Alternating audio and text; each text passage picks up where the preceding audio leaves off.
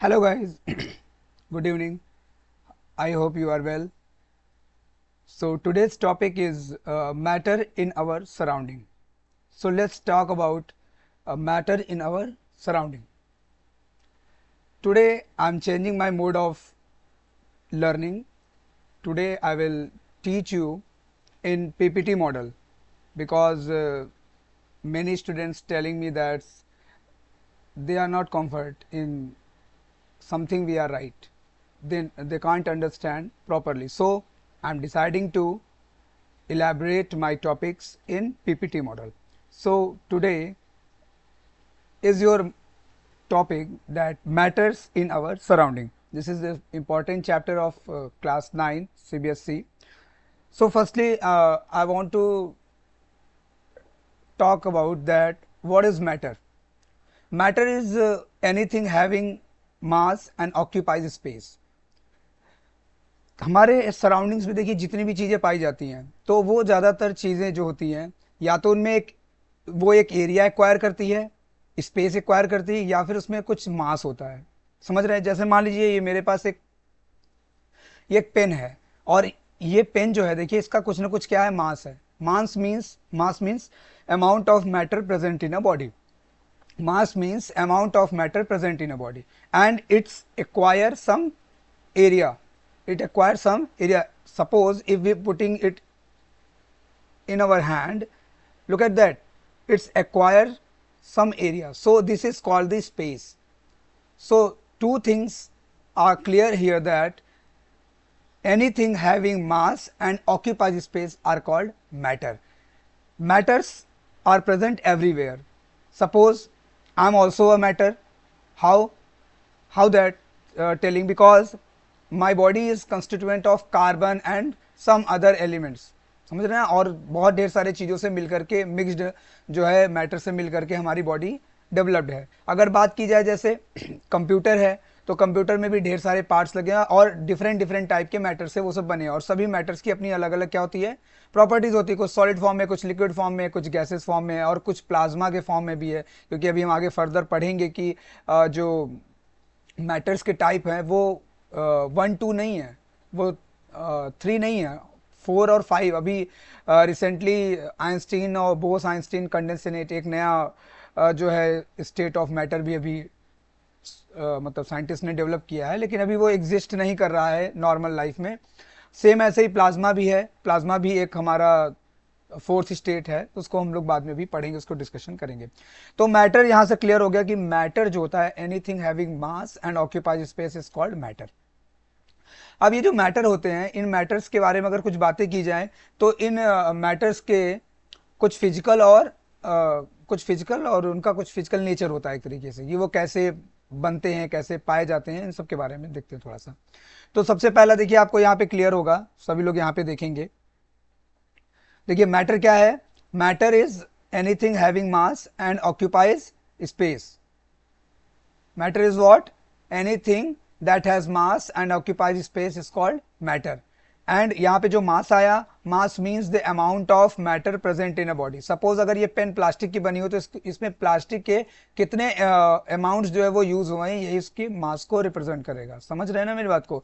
और स्पेस क्या हो गया? Space a place in an area which surrounded by a body. मतलब ये जो पूरा जो बॉडी है ये किससे सराउंड्स है, कितना एरिया ये क्या कर रहा है, सराउंडेड है।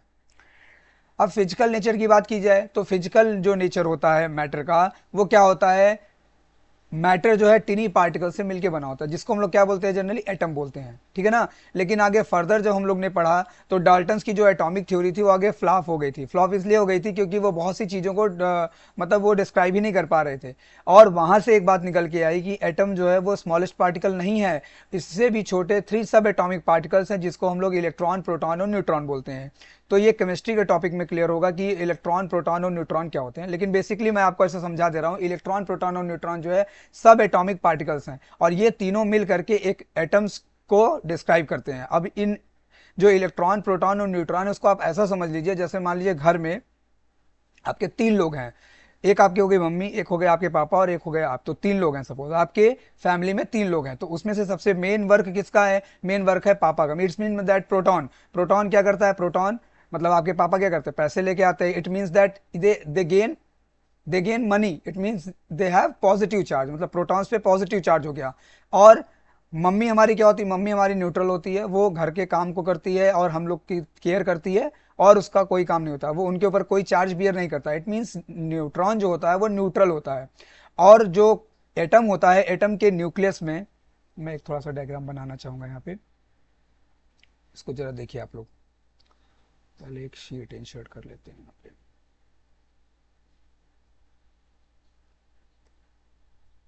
थोड़ा सा इसको देखिएगा आप लोग।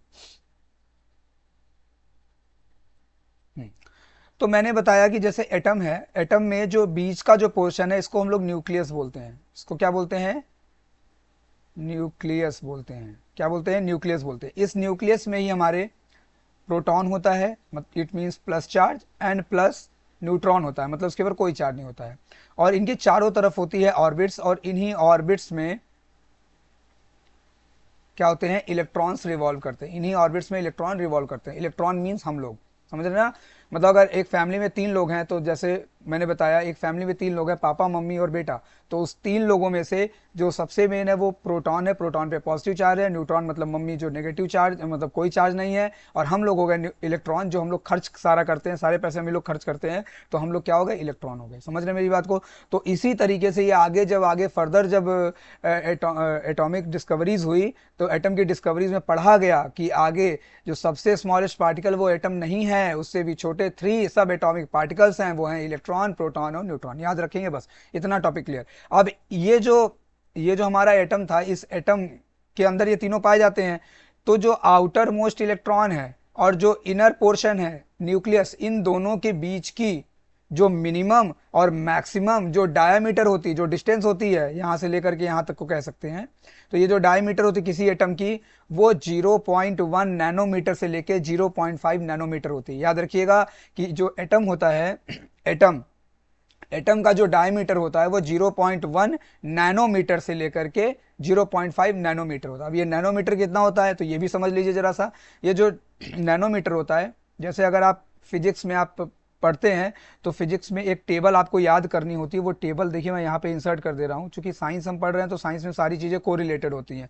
लोग कहने के लिए कुछ भी कहते हैं कि नहीं कोरिलेटेड नहीं है, तो वो सब बेवकूफ़ बना रहे हैं, उनको कुछ नहीं आता है। साइंस में हर चीज़ें कोरिलेटेड। अभी देखिए मैं आपको दिखाता हूँ, जैसे यहाँ पे लिखा है नैनोमीटर। अब नैनोमीटर में लोग क्या हो जाएंगे, पजल्ड हो जाएंगे, तो वो आपको नहीं करना। देखिए सबसे पहले देखिए आपको अगर ये एब्रिविएशन याद करने हैं, तो आप ऐसा करिए। सबसे पहले यहाँ पे लिखिए मीटर, सबसे पहले यहाँ पे लिखिए मीटर, लीटर, और लिखिए ग्राम, और जो भी आपको बेसिक क्वांटिटीज हैं उसको आप यहाँ पे लिख सकते हैं। ठीक, अब यहाँ पे एक नंबर लिखिए 1। अब आपको पता है, चूंकि हम लोग मीट्रिक सिस्टम पढ़ते हैं, डेसिमल सिस्टम पढ़ते हैं, तो उसमें हमेशा जो 10 के मल्टीपल में इंक्रीज होता है। तो 1 का 10 से मल्टीप्लाई कराएंगे तो 10 आ जाएगा, 10 के ऊपर आ जाएगा 100, और 100 के ऊपर आ जाएगा 1000। इतना बात क्लियर है सबको। अब यहाँ पे इसके बाद 3 के मल्टीपल में हम नंबर्स को इंक्रीज करते हैं, तो इसके ऊपर आएगा 10 की पावर। देखिए इसको अगर हम 10 की पावर में लिखे, तो इसको हम लिख सकते हैं 10 की पावर 3 लिख सकते हैं, इसको हम लिख सकते हैं 10 की पावर 2, इसको हम लिख सकते हैं 10 की पावर 1। समझ रहे मेरी बात को। अब यहाँ पे देखिए 10 की पावर 3 आ गया, तो 3 के मल्टीपल में बढ़ेगा तो आ जाएगा 10 की पावर 6, फिर 10 की पावर 9, और फिर 10 की पावर आ जाएगा 12। इतना बात थोड़ा समझिएगा, फिर मैं आगे भी इसके बात करूंगा। नीचे की तरफ आ जाते हैं, तो नीचे की तरफ आएगा, देखिए अब 1 का 10th पार्ट करेंगे तो 1/10 आ जाएगा, फिर कितना आएगा 1/100 आ जाएगा, फिर 1 कितना आ जाएगा 1000 आ जाएगा। जरा इसको पहले हम पावर के फॉर्म में लिखने की कोशिश करेंगे। देखिए आप सभी ने पढ़ा होगा कि अगर देखिए इंडाइसिस पढ़ा होगा। अब इंडिसेस होता है, एक चैप्टर होता है क्लास 7 या 8 में आई थिंक है, चूंकि मैंने आईसीएसई बोर्ड में पढ़ाया है, तो वहाँ पे ये चीज़ें दी होती हैं, वहाँ पे मैंने देखा भी है। तो वहाँ पे ये ऐसा एक फॉर्मूला लिखा होता है कि अगर सपोज अगर a की पावर -n है, तो इसको हम लोग लिख सकते हैं 1/a की पावर n, ऐसा लिख सकते हैं। या फिर अगर कोई ऐसा लिखा है कि पावर -n, तो इसको हम लोग ऊपर ट्रांसफर कर देते हैं, ये फॉर्मूला बनता है। ऐसा ही सेम फॉर्मूला यहाँ पे बनेगा कि क्योंकि जब 1/10 को हम पावर की फॉर्म में लिखेंगे, तो ये बन जाएगा 10 की पावर -1। ऐसे ही सेम ये बन जाएगा 10 की पावर -2, ऐसे ये बन जाएगा 10 की पावर -3। अब सेम ऐसे ही मल्टीपल आगे 3 की पावर में बढ़ेंगे, तो अगला हमारा क्या आ जाएगा, मैं इसको लिख दे रहा हूँ यहाँ पे 10 की पावर -6, और 10 की पावर -9। अब जगह नहीं है तो मैं नहीं लिखूंगा, अब यहीं पे छोड़ दूंगा। ठीक, अब एब्रिवेशन जब याद करते हैं इसके सफिक्स को, तो इसमें आता है सफिक्स जब याद करेंगे तो इसमें सबसे पहले नंबर पे हमारा आएगा डेका,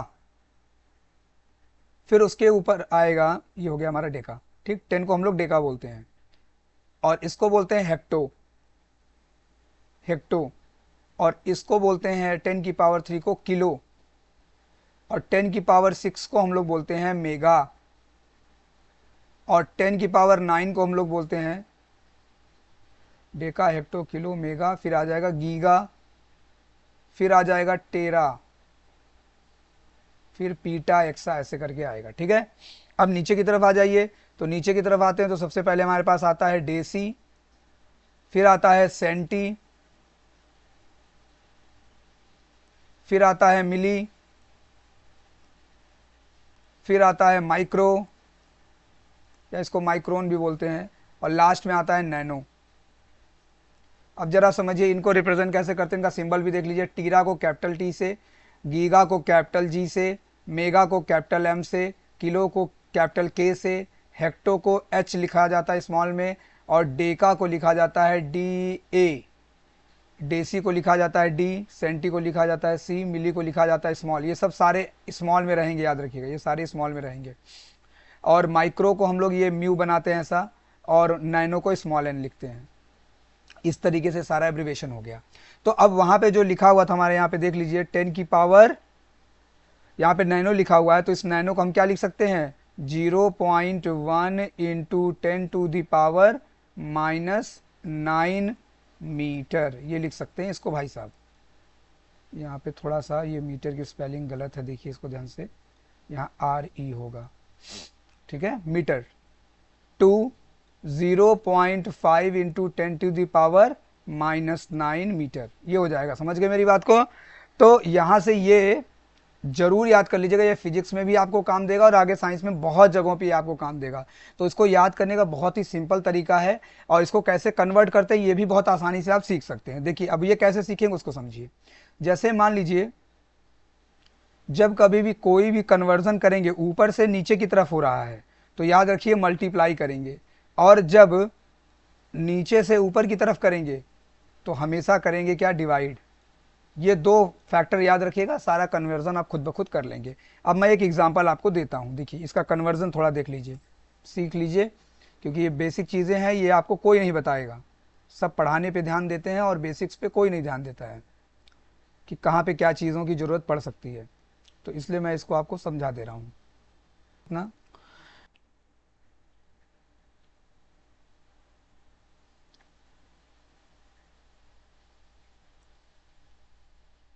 1 मेगामीटर इक्वल टू 10 की पावर 6 मीटर।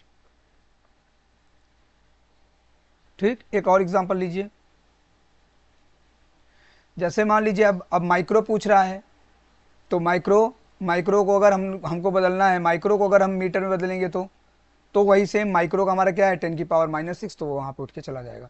तो कन्वर्जन आपको अगर बहुत डिटेल्स सीखना है तो मैं इसकी अलग से वीडियो बना दूंगा, उसको आप लोग वहाँ से जाके चेक कर लीजिएगा, क्योंकि ये फिजिक्स में बहुत काम देता है। अक्सर लोग जब न्यूमेरिकल लगाते हैं तो कुछ वैल्यूज़ ऐसे दे देता है, तो फिर वो उसको कन्वर्ट नहीं करते हो, जब कन्वर्ट नहीं करते हैं तो फिर उनका आंसर कभी आएगा ही नहीं। तो ये अलग से टॉपिक, मैं इसका अलग से वीडियो बना दूंगा आपको, आप वो लोग जा करके इसको आप हमारे जो वीडियोस की प्लेलिस्ट है वहाँ से जाके चेक कर लीजिएगा। ठीक, तो अब फिर से हम अपने उस टॉपिक पे आ जाते हैं। नहीं, मैं टॉपिक से उधर हो जाऊंगा, इधर हो जाऊंगा। यहाँ पे देखिए, तो मैंने बताया जो डायमीटर ऑफ एटम है उसका रेंज 0.1 नैनोमीटर से लेकर के 0.5 नैनोमीटर के बीच में होता है।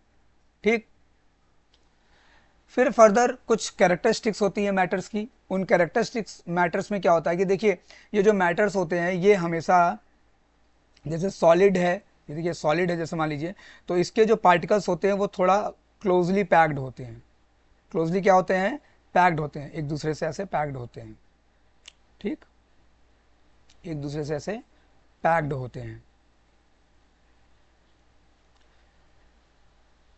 तो जब ये पैक्ड होंगे तो इनके बीच में जो दो हमारे एटम्स हैं, इन दोनों एटम्स के बीच में एक स्पेस पाया जाता है। दो फर्दर जो साथ के जो कॉन्स्टिट्यूएंट, जो दो कॉन्जिक्यूटिव एटम्स हैं उनके बीच में एक स्पेस पाया जाता है, उस स्पेस को हम लोग बोलते हैं इंटरमॉलिक्यूलर स्पेस। अब इस स्पेस में जैसे मान लीजिए कोई अलग अलग टाइप के एटम्स हैं और कुछ सिमिलर टाइप के एटम्स होते हैं, तो उसमें भी दो तरीके के फोर्सेस लगते हैं, तो कोहेसिव और एडहेसिव होता है। ये अभी आप लोगों ने पता नहीं आपके सर ने बताया कि नहीं, लेकिन मैं आपको बता दे रहा हूँ, एडहेसिव और कोहेसिव। एडहेसिव का मतलब होता है जब सिमिलर टाइप के एटम्स होते हैं तो वहां पे एडहेसिव लगेगा, और जहां पे डिसिमिलर टाइप अदर टाइप्स के एटम्स लगते हैं तो वहां पे कोहेसिव फोर्स लगता है। ये फोर्स लगता है, आप इसको पढ़ेंगे, अगर आप के सर ने पढ़ाया तो बात अलग है, अदरवाइज मैं बता दे रहा हूँ। तो मैंने यहाँ से एक बात क्लियर की कि जो मैटर्स होते हैं, मैटर्स वो ढेर सारे पार्टिकल से मिलके बना होता है, जिसको हम लोग एटम बोलते हैं। तो जो फर्दर जो पास पास के दो एटम्स होते हैं उनके बीच में थोड़ा स्पेस पाया जाता है। Particles of matters have space between them called intermolecular space. इसको क्या बोलते हैं? इंटरमॉलिक्यूलर स्पेस बोलते हैं। अब ये स्पेस सबसे कम होता है किसमें? सबसे कम होता है सॉलिड में, उससे ज्यादा होता है लिक्विड में, और उससे ज्यादा होता है गैस में, याद रखिएगा, ठीक। तो इंटरमॉलिक्यूलर स्पेस सबसे कम किसमें होगा? सॉलिड में होगा, उससे ज्यादा किसमें होगा? लिक्विड में होगा, उससे ज्यादा किसमें होगा? गैस में होगा। क्योंकि सॉलिड में पार्टिकल्स थोड़े से क्लोजली पैक्ड होते हैं, लिक्विड में थोड़ा दूर दूर होते हैं, और गैस में बहुत फर्दर दूर होते हैं। फिर आगे बात आती है particles of matter continuously moving due to the possesses a kinetic energy. मतलब ये जो पार्टिकल्स होते हैं ना, कॉन्टिन्यूसली आपस में मूव करते रहते हैं, मूव करते हैं, क्योंकि स्पेस है थोड़ा सा, तो जब किसी भी चीज को स्पेस मिलेगा तो वो मूव कर सकता है। तो जब ये मूव करते हैं तो ये इनके अंदर एक काइनेटिक एनर्जी प्रोसेस करते हैं। ये तो जब कोई भी चीज मोशन में होती है तो उसके अंदर कौन सी एनर्जी होती है? आप लोगों ने पढ़ा है, काइनेटिक एनर्जी। नहीं पढ़ा है तो भी जान लीजिए, अगर कोई भी बॉडी अगर मोशन में है तो मोशन के कारण उसमें एक एनर्जी क्रिएट हो जाती है, जिसको हम लोग बोलते हैं काइनेटिक एनर्जी, ठीक। तो अगर हम बात करें कॉन्टिन्यूसली मूविंग की बात करें, तो जो काइनेटिक एनर्जी होती है सबसे कम काइनेटिक एनर्जी किसमें होती है? सॉलिड में। क्यों सॉलिड में सबसे कम काइनेटिक एनर्जी होती है? क्यों? क्योंकि उसके पास स्पेस कम है, जब स्पेस कम होगा तो वो कम मूव कर पाएगा, और उससे ज्यादा आएगा आपके पास लिक्विड में, और उससे ज्यादा आपके पास काइनेटिक एनर्जी आएगा गैस में, ठीक। अब अगला आएगा particle of matter attract each other by a force called intermolecular force of attraction. अब जो दो एटम्स हैं वो आपस में एक दूसरे से क्या करते रहते हैं? अट्रैक्ट करते रहते हैं, आपस में कोलाइड भी करेंगे। तो वहां पर जब वो मिलते हैं आपस में तो वहां पे एक फोर्स लगता है, मतलब जब खींचते हैं उसको एक दूसरे को तो वो एक फोर्स लगाते हैं, जिसको हम लोग बोलते हैं इंटरमॉलिक्यूलर फोर्स ऑफ अट्रैक्शन। क्या बोलते हैं? Intermolecular force of attraction. अच्छा एक बात बताइए, जब कोई चीज पास पास में होगी, जब कोई भी चीज पास पास में होगी तो उसमें अट्रैक्शन फोर्स ज्यादा होगा, और जैसे जैसे वो फर्दर दूर आता जाएगा तो अट्रैक्शन फोर्स क्या होता जाएगा? कम होता जाएगा। तो देखिए, जिसमें सबसे ज्यादा स्पेस होगा, जिसमें इंटरमॉलिक्यूलर स्पेस ज्यादा होगा, मतलब जिनमें दो एटम्स के बीच में स्पेस ज्यादा होगा, उसमें फोर्स ऑफ अट्रैक्शन कम होगा, और जो ज्यादा पास में है तो उनके बीच में फोर्स ऑफ अट्रैक्शन ज्यादा होगा। तो इस तरीके से हम कह सकते हैं कि सॉलिड में जो है, सॉलिड में फोर्स ऑफ अट्रैक्शन क्या होगा? ज्यादा होगा, लिक्विड में उससे कम होगा, और गैस में सबसे ज्यादा फोर्स ऑफ अट्रैक्शन होगा। Clear? Intermolecular force of attraction सबसे कम किस में होगा? गैस में होगा। काइनेटिक एनर्जी सबसे ज्यादा किस में होगी? गैस में होगी। स्पेस सबसे ज्यादा किस में होगा? गैस में होगा, ठीक। चलिए आगे बढ़ते हैं। तो अब यहां पे आ जाता है स्टेट ऑफ मैटर्स। तो देखिए, ये तो प्रॉपर्टी मैंने बता दी, मतलब कि उनकी क्या क्या कैरेक्टरिस्टिक्स हैं। तो उनकी 3-4 कैरेक्टरिस्टिक्स हैं कि ये पार्टिकल्स जो है, ये पार्टिकल्स का पहला नेचर बताया कि ये स्मॉलेस्ट पार्टिकल से मिलके बने होते हैं, जिसको हम लोग एटम बोलते हैं। अब वो डाल्टन की एटॉमिक थ्योरी से आया था, लेकिन डाल्टन की एटॉमिक थ्योरी आगे फ्लॉप हो गई, तो उसके बाद पता चला हमको कि एटम से भी छोटे सब एटॉमिक पार्टिकल्स होते हैं, जिसको इलेक्ट्रॉन, प्रोटॉन और न्यूट्रॉन बोलते हैं, और इन्हीं से मिलकर के एक मैटर एक्चुअल में बना हुआ है, ठीक ना। तो जब आगे बढ़ते हैं तो फर्दर उसके बाद आ जाता है उसकी कैरेक्टरिस्टिक्स। तो कैरेक्टरिस्टिक्स में इसकी 3 कैरेक्टरिस्टिक्स है। पहले नंबर पे ये है कि इन एटम्स के बीच में एक स्पेस पाया जाता है, जिसको इंटरमॉलिक्यूलर स्पेस बोलते हैं। दूसरे नंबर पे मैंने बताया कि इनके ये चूंकि कॉन्टिन्यूसली मूव करते रहते हैं एक जगह पे, जहाँ भी रहते हैं ये, तो मूविंग के कारण इनमें एक एनर्जी क्रिएट होती है, जिसको हम लोग बोलते हैं काइनेटिक एनर्जी। अब ये जो काइनेटिक एनर्जी होती है गैस में सबसे ज़्यादा होती है, क्योंकि गैस में स्पेस भी ज़्यादा होता है पार्टिकल्स के बीच में, और सॉलिड में सबसे कम इसलिए होगा क्योंकि इसमें स्पेस कम है। फिर तीसरे नंबर पे मैंने आपको बताया कि जो फोर्स ऑफ अट्रैक्शन है वो सबसे ज़्यादा सॉलिड में होगा, क्योंकि सॉलिड के पार्टिकल्स ज़्यादा क्लोजली पैक्ड हैं, इसलिए इसमें सबसे ज़्यादा होगा। और सबसे कम जो है गैस में होगा, क्योंकि उसके पार्टिकल बहुत ही दूर दूर हैं। क्लियर? समझ में आ गया अच्छे से? तो इस तरीके से हमने ये समझा कि टोटल जो मैटर की 3 कैरेक्टरिस्टिक्स हमको पढ़नी है। यहाँ पे आगे आ जाते हैं स्टेट ऑफ मैटर। तो देखिए जो मैटर होता है, अब यहाँ पे देखिए मैंने यहाँ पे आपको matter around us exist 3 different state, लेकिन यहाँ पे एक चीज़ मैं और ऐड कर देना चाहता हूँ, वो है प्लाज्मा। प्लाज्मा को भी अब लोग पढ़ने लगे हैं, तो इसलिए इसको भी जानते रहिए। इसके अलावा एक और फ्यूचर में एक और स्टेट ऐड हो जाएगा, जिसको मैंने बताया बोस-आइंस्टीन कंडेंसेट, एक अलग ही है, उसको भी पढ़ेंगे आगे चल के, ठीक है। लेकिन प्लाज्मा को भी एज अ स्टेट हम लोग मैटर के एक स्टेट की तरह इसको ले सकते हैं, इसको जानते रहिए सभी लोग।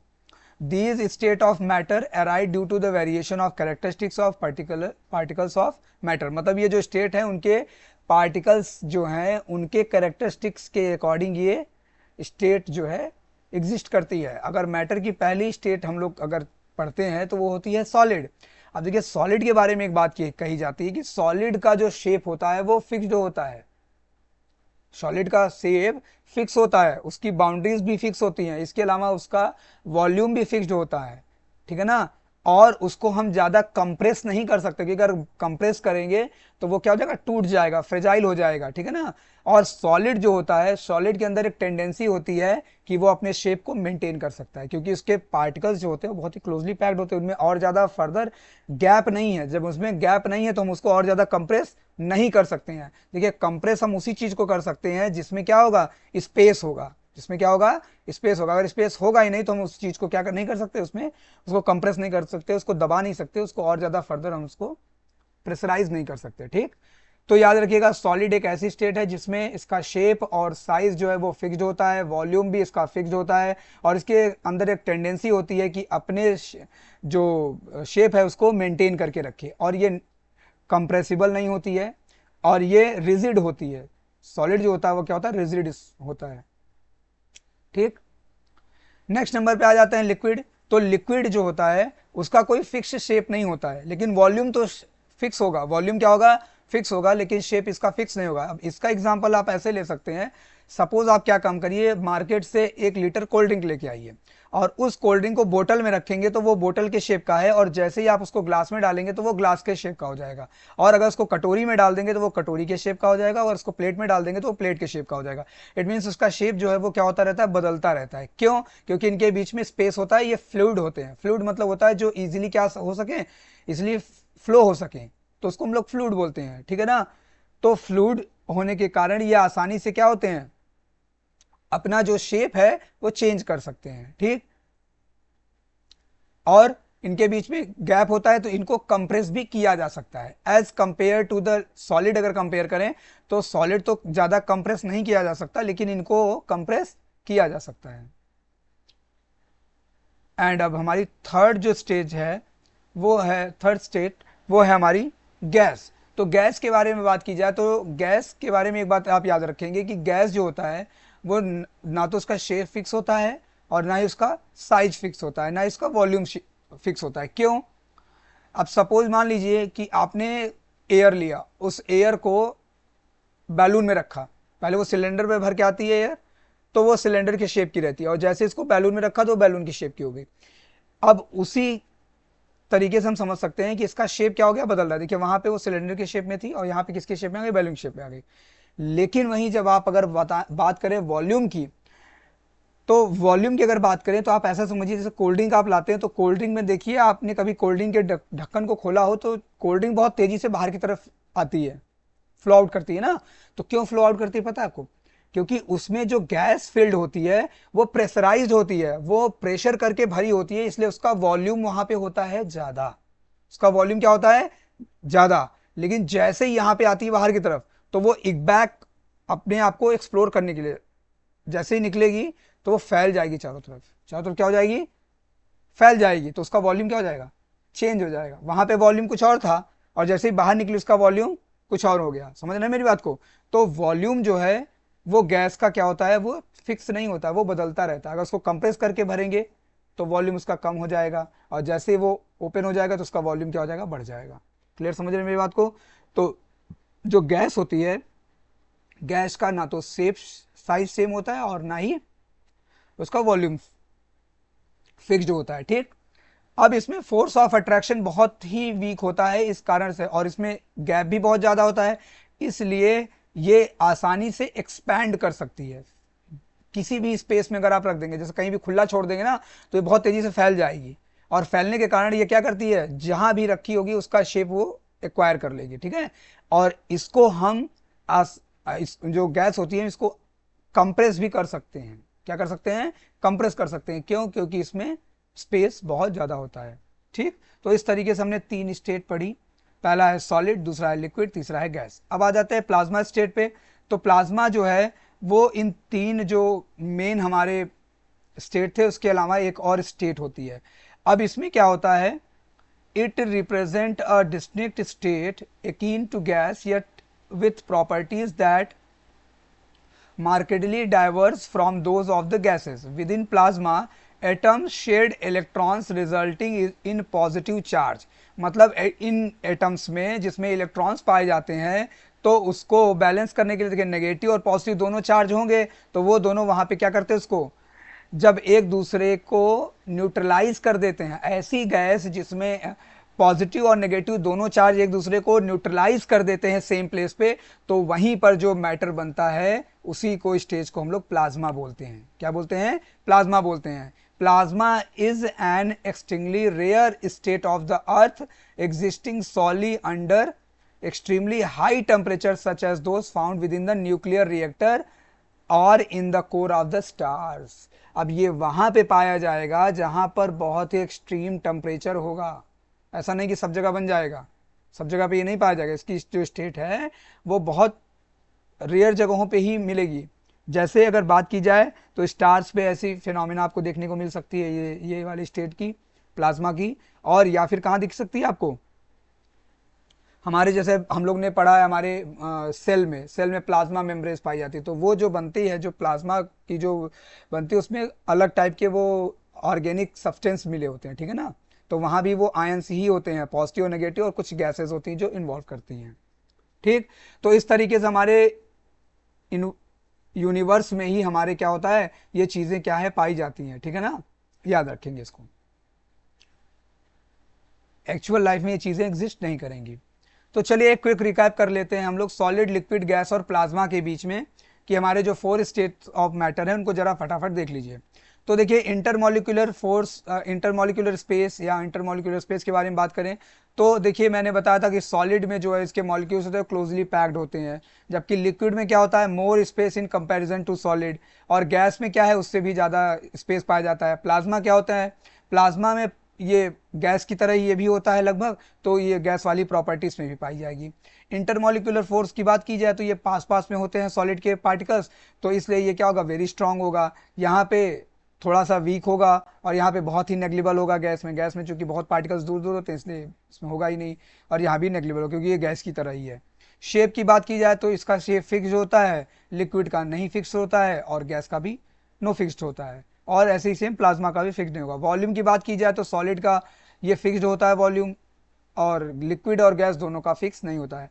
फ्लूइडिटी की बात की जाए तो फ्लो करने की अगर बात की जाए तो ये नहीं फ्लो कर सकता है, और ये दोनों फ्लो कर सकते हैं सारे डायरेक्शंस में, ये दोनों, ठीक। हाँ, एक चीज और, लिक्विड हमेशा जो फ्लो करेगा, हमेशा याद रखिएगा, लिक्विड हमेशा फ्लो करता है higher level to lower level, समझ रहे हैं। अगर कोई भी चीज हायर पोजीशन पे रखी हुई है और वो लिक्विड है तो वो आसानी से लोअर लेवल में फ्लो कर जाएगी। अगर ये सोचे कि लोअर लेवल से हायर लेवल में जाए तो वो फ्लो नहीं करेगी। लिक्विड का ये टर्म जरूर याद रखिएगा, ठीक। ऐसे अगर बात की जाए इफेक्ट ऑफ प्रेशर की, तो सॉलिड पे प्रेशर का इफेक्ट नहीं होता है, लेकिन लिक्विड पे प्रेशर का इफेक्ट होता है, जिसके कारण से इसको हम कंप्रेस करते हैं थोड़ा बहुत।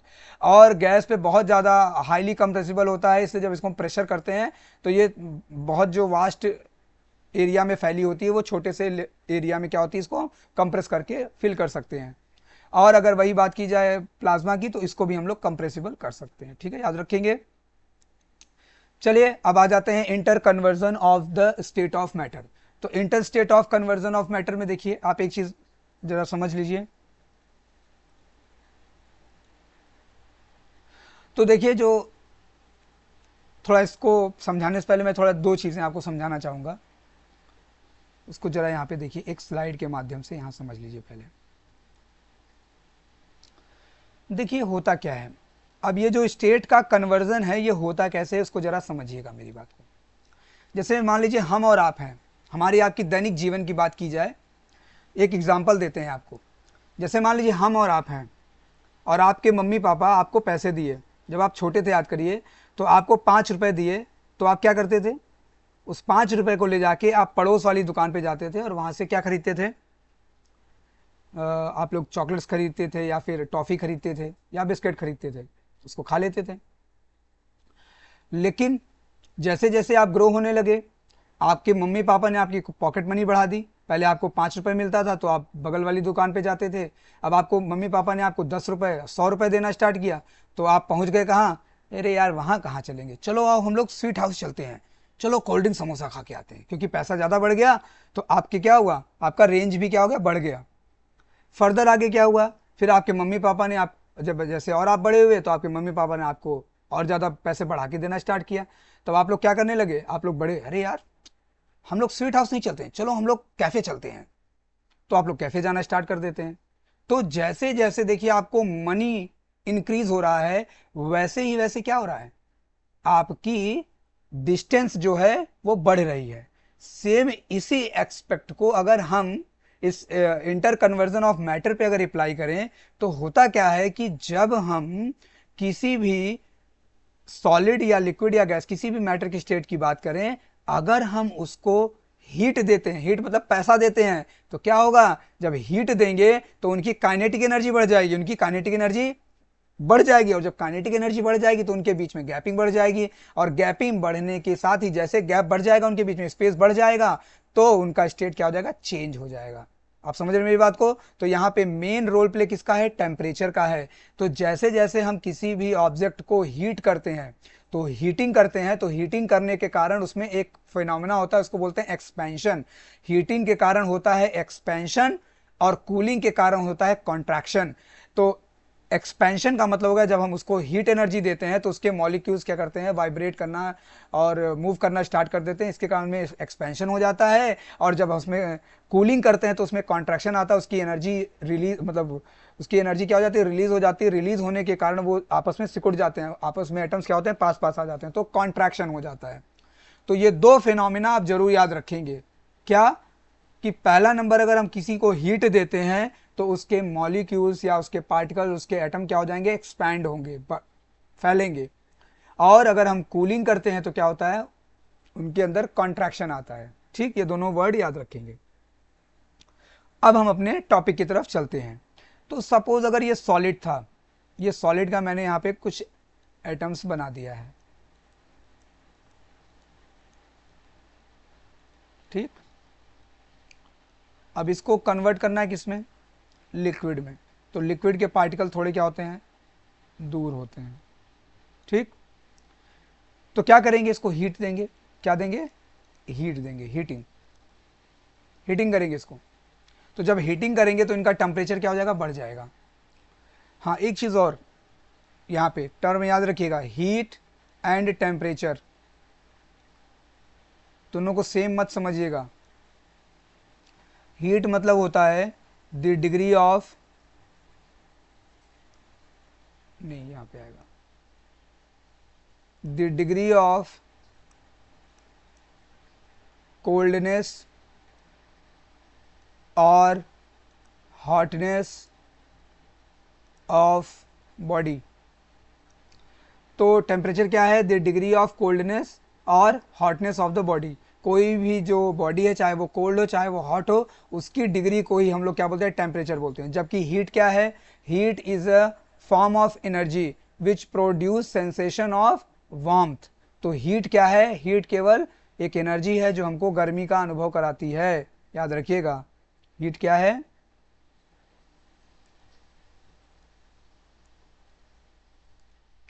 हीट हमारी क्या है, it is the form of energy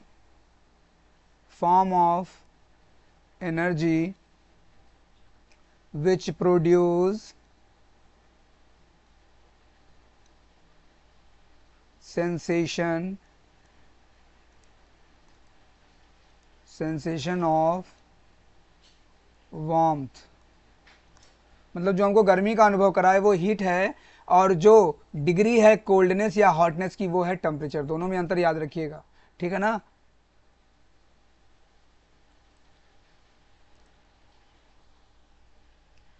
तो आ जाइए स्टेट ऑफ कन्वर्जन में। तो देखिए सॉलिड जो है, सॉलिड हमारा लिक्विड में कन्वर्ट होगा। सॉलिड हमारा किस में कन्वर्ट होगा? लिक्विड में, पहला नंबर।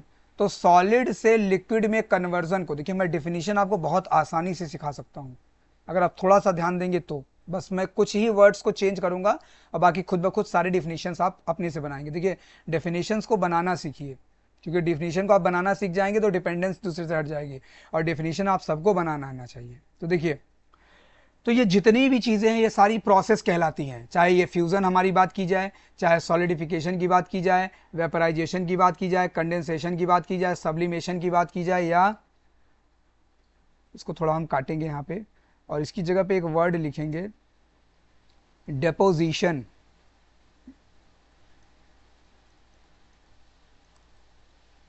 ठीक, तो टोटल ये जो 6 आपको इंटर कन्वर्जन दिख रहा है इसको जरा समझिए अच्छे से।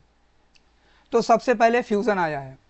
तो देखिए फ्यूज़न में क्या है, देखिए सॉलिड के पार्टिकल क्लोजली पैक्ड हैं। सॉलिड के पार्टिकल क्या हैं? क्लोजली पैक्ड हैं, ऐसा याद रखेंगे, और लिक्विड के थोड़े दूर दूर हैं और गैस के बहुत दूर हैं, ऐसा याद रखिएगा बस। तो देखिए जब क्लोजली पैक्ड और दूर दूर करना है तो हम लोग क्या करेंगे? हीटिंग करेंगे।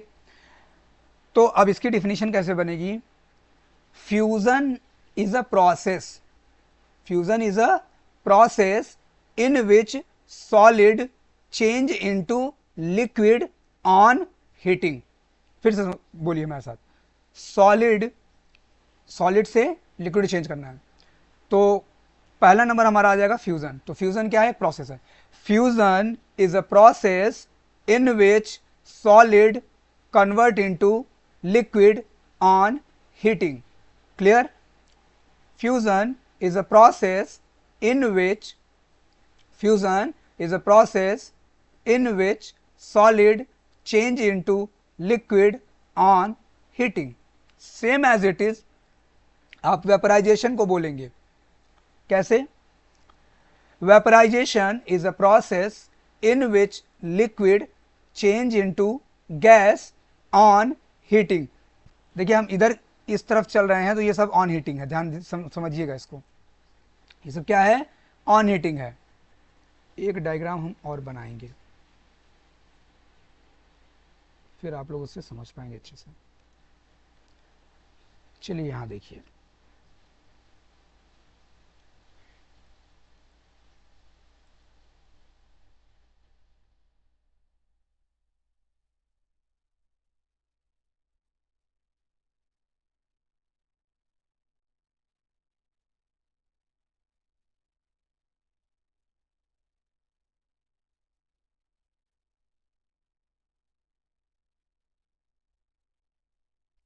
तो पहला नंबर आया सॉलिड से लिक्विड। सॉलिड से लिक्विड इसको क्या बोलेंगे हम लोग? फ्यूजन, या कहीं कहीं पे इसको हम लोग मेल्टिंग भी बोलते हैं। तो डेफिनेशन एक बार फिर से देखिए, fusion is a process in which solid changes into liquid on heating. ऐसे ही सेम अगला नंबर देखिए,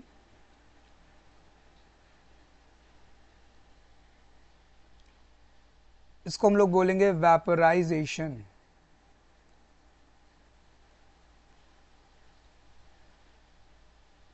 vaporisation is a process in which liquid changes into gas on heating. ये सब क्या है? ऑन हीटिंग है।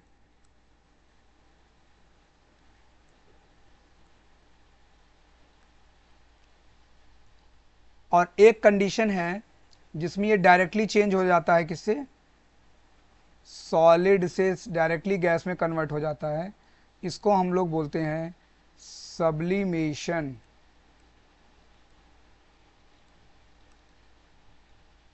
Sublimation is a process in which solid changes into gas directly on heating is known as sublimation. Clear? अब आ जाइए अगला number. अब देखिए गैस से बनेगा लिक्विड, तो इसको हम लोग बोलते हैं कंडेंसेशन।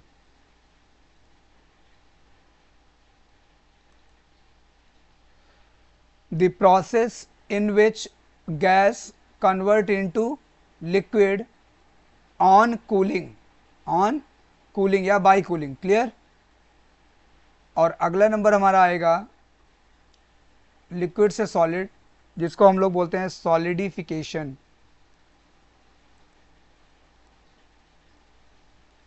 सॉलिडिफिकेशन या कहीं कहीं पे इसको फ्रीजिंग भी बोलते हैं। ठीक। The process in which liquid changes into solid on cooling या by cooling is known as solidification. और एक लास्ट टर्म हमारा आएगा कि जब गैस से डायरेक्टली क्या बनेगा, सॉलिड बनेगा, इसको बोलते हैं डेपोजिशन। ठीक है ना। Deposition is a process in which gas directly converted into solid. अब इन सब के एक एक दो दो एग्जांपल हम लोग ले लेते हैं। चलिए, तो देखिए सॉलिड से जो लिक्विड चेंज होगा तो आइस को हम ले लेते हैं। आइस देखिए डायरेक्टली क्या हो जाता है, आइस हमारा जब हम उसको हीट करते हैं तो वो लिक्विड में बदल जाता है, फिर उसको हीट करते हैं तो वो गैस में बदल जाता है। तो ये तीन कंडीशन तो आपको समझ में आ जाएगी। मतलब सॉलिड जो आइस है, सॉलिड से पहले लिक्विड में बदलेगा और लिक्विड से फिर गैस में बदलेगा। तो यहाँ से दो चीज़ें क्लियर हो गई। ऑन हीटिंग मतलब फ्यूज़न, जब आइस को हम हीट देंगे तो फ्यूज़न से वो पिघल जाएगा, लिक्विड बदल जाएगा, और फिर इसको फर्दर हीट करेंगे तो वेपराइजेशन की प्रोसेस से वो गैस में बदल जाएगा। अब ये जो सब्लिमेशन की प्रोसेस है ये डायरेक्टली होती है या तो कैम्फर में होती है, कपूर जिसको हम लोग बोलते हैं, या फिर एक होती है आयोडीन में। ये नाम ये जरूर याद रखिएगा। आयोडीन डायरेक्टली क्या होता है, सॉलिड से गैस में कन्वर्ट हो जाता है। हाँ, एक एग्जांपल और है, जो फ्रेग्रेंस वाला जो आता है एयरविक, वो जो रखते हैं, वो भी एक एग्जांपल है। ठीक है ना। वो सब भी सीधा डायरेक्ट सॉलिड से गैस में कन्वर्ट हो जाता है। अब दूसरे नंबर पे आ जाइए, कंडेंसेशन की प्रोसेस। तो कंडेंसेशन की प्रोसेस अक्सर लोग लेबोरेटरी में करते हैं। जैसे किसी गैस को क्या करना है, लिक्विड फॉर्म में लेना होता है तो उसको कंडेंस करते हैं। ठीक है ना। और सॉलिडिफिकेशन घरों में अक्सर हम लोग पानी रख करके उसको बर्फ जमाते हैं, तो वो चीज़ें होंगी, फ्रीजिंग उसको कहेंगे। ठीक है ना। अब एक प्रोसेस आ गई डेपोजिशन। तो डेपोजिशन वही प्रोसेस है जिसमें फिर से किसी जैसे कैम्फर है तो उसको फिर से वो वेपर को लेकर के फिर से उसको सॉलिड फॉर्म में कन्वर्ट करना, तो वो कहलाएगा डेपोजिशन। इस तरीके से ये टोटल 6 हमारी जो है इंटर कन्वर्जन है, इसको अच्छे से आप लोग पढ़ लीजिएगा। और आज यहीं पे टॉपिक को मैं एंड कर रहा हूँ। आई होप आप लोग को बहुत अच्छे समझ में आया होगा। प्लीज़ आप लोग से एक रिक्वेस्ट है कि प्लीज़ मेरे इस चैनल को सब्सक्राइब करिए, लाइक करिए, शेयर करिए और आगे लोगों तक फर्दर शेयर करिए, जिससे ज़्यादा से ज़्यादा लोग इस वीडियो को देख सकें और कुछ सीख सकें, और मैं भी कुछ अच्छा आपको देने का प्रयास कर सकूं। और आगे फर्दर अगली क्लास में मैं इसके बारे में और भी जो बचा हुआ टॉपिक है मैं उसको आगे नेक्स्ट क्लास में जो है कवर करूँगा। तो आज यहीं पे मैं लेक्चर को ख़त्म करता हूँ। नमस्ते, bye, good night, take care.